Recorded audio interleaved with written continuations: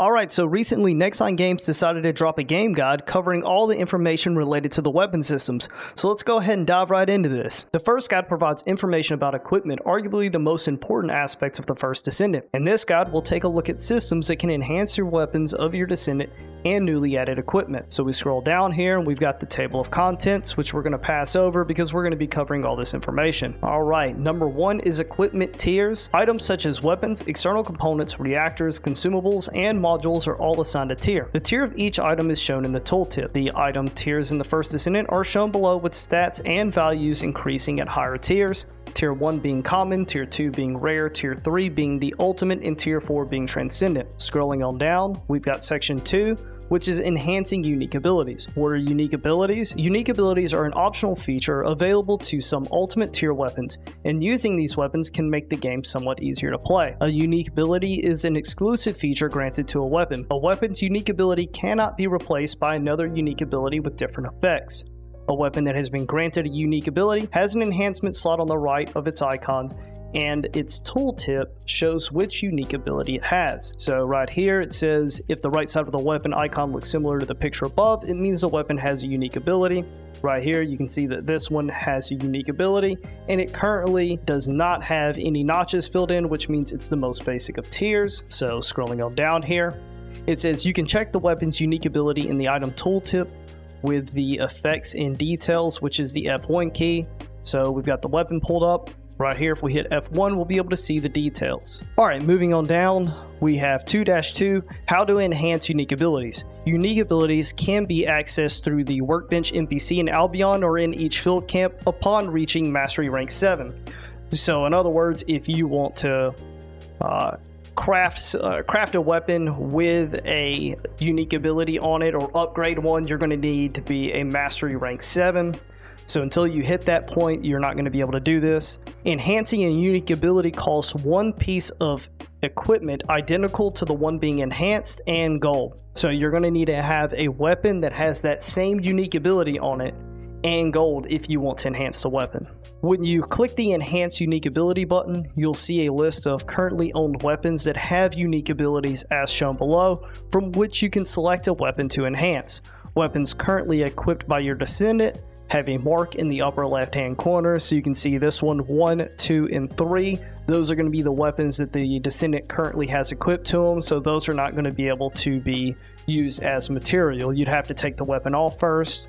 Clicking a weapon to enhance shows identical weapons that can be used as material in your inventory if you own them. Clicking the enhance button after selecting these weapons enhances the unique ability. The increase in stats from enhancing a unique ability is displayed on the right side of the UI. So right here we've got the weapon Thunder Cage, and over here it's showing that it's current stage, and then right here is going to be the next stage. So you can see it has nothing filled in. Next stage is going to have 1 filled in. Go ahead and keep going through this. There's a lot of information to cover, so I'm going to try to get through this as quick as possible. Tip number 1, the weapon used as material disappears when you enhance a unique ability, so make sure to check carefully before enhancing, which is pretty standard practice in I think almost any game. Once you've used something as material, that's gone. You can't use it again. It's no longer in existence. So enhancing a unique ability, because the target weapon and the material weapon are identical, it is possible to mistakenly enhance the unique ability of a weapon you didn't intend to enhance.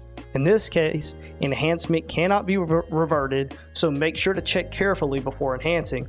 That's simply saying that once you have burned an item to enhance another, you can't go back. That item is gone, and that is the end of that. Tip 2 is the level of newly acquired weapon higher than your current weapon with an enhanced unique ability. Worried about having to restart the enhancement of a unique ability process over and over again when you acquire a new weapon of a higher level than your current weapon with an enhanced unique ability? Fear not.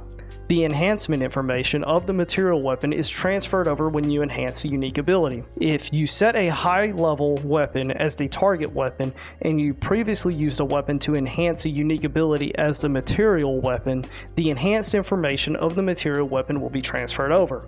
Example 1, if a material weapon has a level 1 unique ability and the target weapon has a level 0 unique ability, the target weapon will gain 2 enhancement levels. Example 2, if a material weapon has a level 2 unique ability and the target weapon has a level 1 unique ability, the target weapon will gain 3 enhancement levels.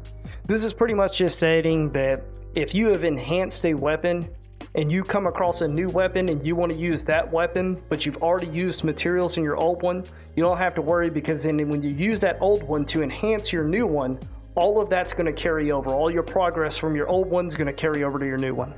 On to number 3, weapons list. The weapons list is where you can see a list of weapons you've acquired in the game while playing on your account. You can access the weapons list in the Descendant inventory, which is I for inventory. It's also right here. And so clicking the weapons list button in your inventory shows the list of weapons you've acquired. In the weapons list UI, the weapons you've acquired are active, while the weapons you have yet to acquire are locked. The weapons list provides information about the status of module sets in the weapon, whether or not the max capacity has increased, whether or not the weapon has a unique ability, and the weapon's proficiency level. Activated weapons in the list remain activated even if they disappear from your inventory. More details about the modules will be provided in the module guide, which will be posted Wednesday, September 6th. So that's going to be another guide, which I will make a video covering that as well. So if you're interested in seeing that video, make sure that you're subscribed and check back when I have that one posted. Alright, so if we look at this here is the weapons list, and here's how it's broken down. We have the general rounds, which is going to be the triple bullets here. We have special rounds, the orange symbol. We have impact rounds, which looks like 2 shotgun shells in a blue color. And then we have the high power rounds in a purple. So scrolling on down here, we have in orange right here is our weapons groups categorized by the type of ammo used, which we just covered. Then we have yellow, which is acquiring a weapon in the game activates the weapons in the weapons list, making this information available. So all of these weapons here in the yellow are the ones that have been unlocked, and the blue is unacquired weapons are locked and their information is not available. So these are weapons that he has not picked up, not unlocked at this point, so he does not have any information about them. So once again, your unlocked weapons are the weapons that you've gathered information on, and the locked weapons are weapons that you have not unlocked yet. A tip: the weapons list shows a wide variety of information about your activated weapons. You can check the proficiency label, unique ability, equipped module information, and max module capacity, increased status of each activated weapon. The information is applied to all weapons of the same name. Example, if you have 2 weapons, Thunder Cage A and Thunder Cage B, both weapons have the same proficiency level, unique ability, equipped module information, and max capacity. This is pretty much saying that no matter how many times you pick up the same weapon, if you have worked on your proficiency in that weapon, it's going to carry over to the next one. So if you have picked up one that has a low damage and then you've leveled up in the game and you pick up a higher level of that weapon, your proficiency is still going to carry over. And down here we've got a bit of a breakdown. So orange shows the ammo type used by the weapon, so that's going to be right here. And your green shows the weapon's proficiency level, which is right here. Red shows the weapon's unique ability, so here's the unique ability to this one. And yellow shows the weapon's equipped modules and their tiers. You can see a more detailed view of this equipped module in the module info, which is in button, and that's going to be right here. Next you have blue, which shows the weapon's max module capacity has increased, not shown if max module capacity hasn't increased, so right here. And then green shows the number of times the weapons module socket type has changed, so right here you can see that this one has changed 2 times. We are moving into number 4, weapon level transmission. 4-1, what is weapon level transmission? Weapon level transmission is a feature that transfers the level of higher level weapons you own to a lower level weapon. This will increase the level and attack of the recipient weapon. Only a weapon with a higher level than the target weapon can be used as material for transmission. This feature becomes accessible upon reaching Mastery rank 5. So here in this example, you can see a level 1 weapon and a level 9 weapon. And the difference in your damage going up from 1 to 9 and your difference in the attack going up. And it looks like everything else on the weapon is going to stay the same whenever you're upgrading a weapon, but your DPS and your attack will go up. Your rate of fire will stay the same, and the modifiers to the weapon will stay the same. Weapon level transmission process. Transmission is available through the workbench NPC in Albion or in each field camp, so this is going to be the same NPC. Transmissions requires equipment of higher level than the target weapon and phase exchangers. The number of phase exchangers required for transmission depends on the tier of the target weapon. Phase exchangers can be crafted through research, and crafting materials can be obtained from weapon dismantling. More details about research will be provided in a separate guide. When you click transmission, you will see a list of currently owned weapons from which you can select weapon to be transmitted. As shown below, weapons currently equipped by your descendant are marked with an orange check mark in the upper left. Right down here, we've got our weapon level transmission. So we've got our weapons that are currently equipped through 1, 2, 3. And all of these weapons are available for use. Alright, selecting a weapon for transmission displays available material weapons at the bottom. Selecting a material weapon shows a change in stats of the target weapon on the right hand side of the screen. Material weapons are displayed if you have a weapon higher in level than the target weapon. Right here we are taking a weapon. We have weapons down here that are of a higher level. Once you have selected a weapon that you want to use for the transmission material, it's going to go over here and show you that you're going from a 1 to an 8.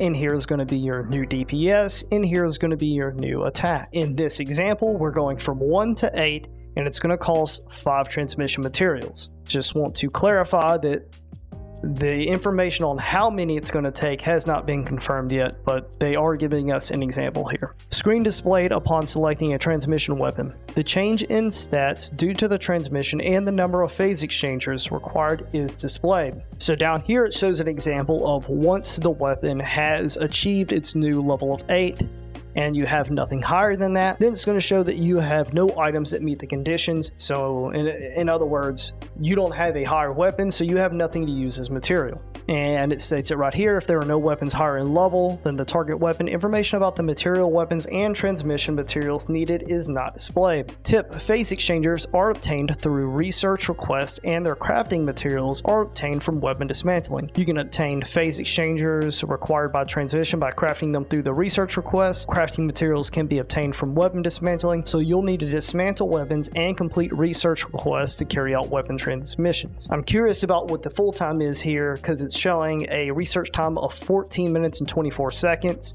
I don't know if it's going to be 15 minutes or if it's going to be more. I'd be curious to know what the answer is on that one, of how long it's going to take to do each one of these. Phase exchangers can be obtained through a research request using materials obtained from weapon dismantling. Number 5, external component set effects. External components consist of auxiliary power, sensors, memory, and processors, which increase the HP, defense, and shield of descendants. Some of these external components have set effects. Equipping the required parts for set effects activates the effect and increases your stats. A minimum of 2 and a maximum of 4 components are required to activate the set effects. So you can see right here it gives an example, which these components are going to be kind of like accessory pieces for your descendant. And it's showing here that they have a set of 2, which is going to activate the skill electric power in this set circumstance, which I am taking it this set is called Supernova. Now if you had 4 in this set, it would then give you a different bonus on top of that, which is the skill archetype fusion power plus 20% on skill attack upon enemy inflicted with electrocution. Activates Electrocutioner's Thunderbolt at target's location, dealing additional damage equivalent to N% of skill attack. Cooldown is 2 seconds. So this one sounds like it would be one that might be useful for probably Bunny. Alright, these external components can be obtained from Void Intercept battles, with each boss dropping different sets. So in other words, if you want to get one of these set effects, you're going to need to participate in the Void Intercept battles, and every single Void Intercept battle is going to have a different set that's going to give you different set effects. Moving on to 6, we have reactors. What is a reactor? A reactor is an item that increases the power of a descendant skill. Each descendant has a type for their skill, and similarly, each reactor has a skill type that it supports. Check the item tooltip of each reactor and equip a reactor that matches the type of your descendant skills to boost their skill power. You can view your descendant skill type in the H descendant skill tooltip. So coming down here, Viessa has chill and tech, and this is going to be her skill types. In addition, each class's reactor has additional optimization condition that, if met, grants an even greater boost to skill power. The optimization conditions are largely depend on either the equipping descendant or the weapon in use. So you can see down here, optimization condition has been met for Greg's reversed fate mounting. If conditions are met, apply skill power of the corresponding reactor by 160%. If conditions are not met, apply skill power of the corresponding reactor by 100%. Reactor stats vary depending on whether the optimization condition is met. And we've got a tip down here. How do I check if the reactor's optimization condition has been met? You can check if the reactor's tooltip to see if the optimization condition has been met. The optimization condition in the item tooltip appears checked when the condition is met, and it's shown in red when it's not met. So as you can see here, this person has met the condition. They have a check mark. If they did not meet the condition, they would not see this. Instead, they would see optimization condition with an unchecked box saying restored relic mounting.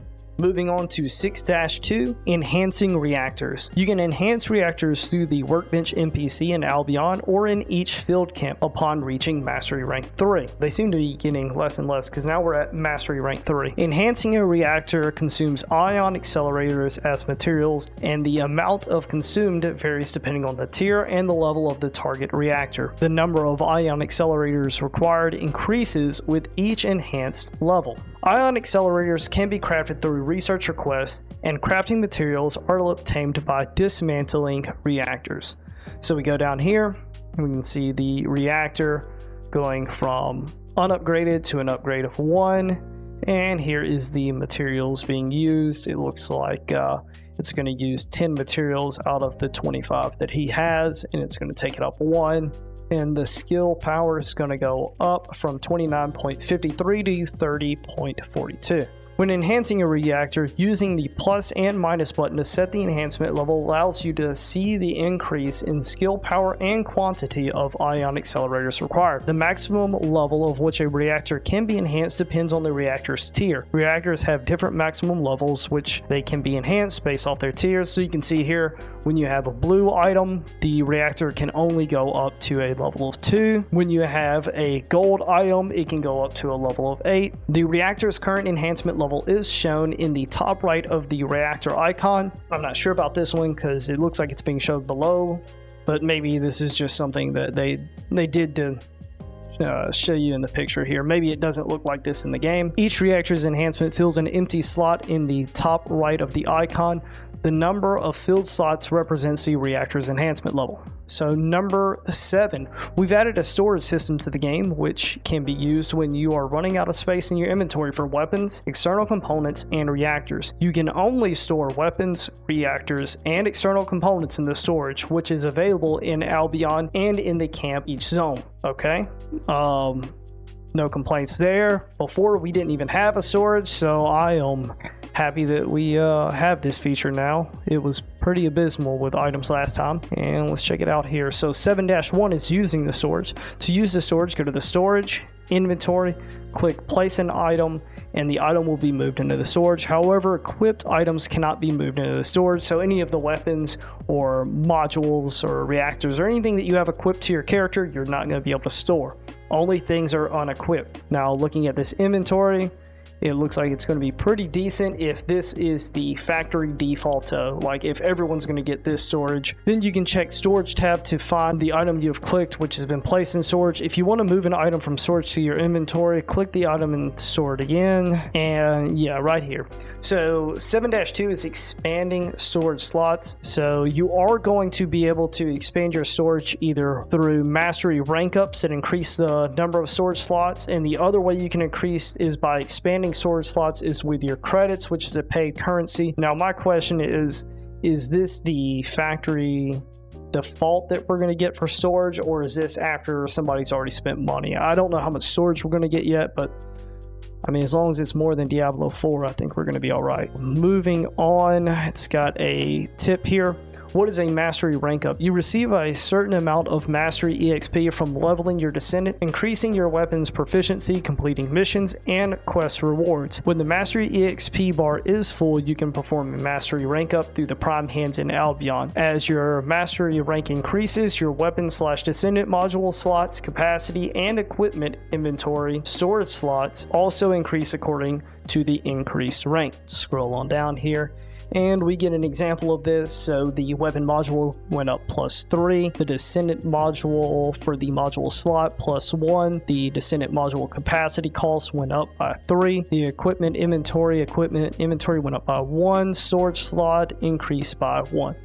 Alright, so there you go. There's an example of what you get when you rank up your mastery. Moving on, we have an equipment recap. Let's see. Number 1, unique ability enhancement, weapon transmissions, and reactor enhancements can be performed through the Workbench NPC in Albion or in each field camp. Equipment enhancement features are available through the Workbench NPC in Albion or in each field camp. Number 2, equipment transmissions requires phase exchangers, and reactor enhancement requires ion accelerators.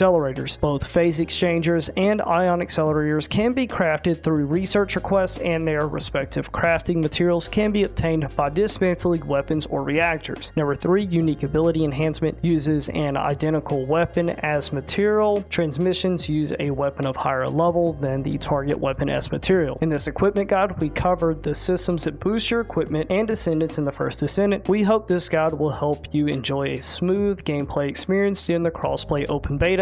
So that is it. We have gone officially through the whole guide there, and this is also a lot of information that we didn't have in the prior beta. None of this stuff existed, so it's good to see these changes. I think that they are all moving in the right direction, and hopefully you guys feel that way as well.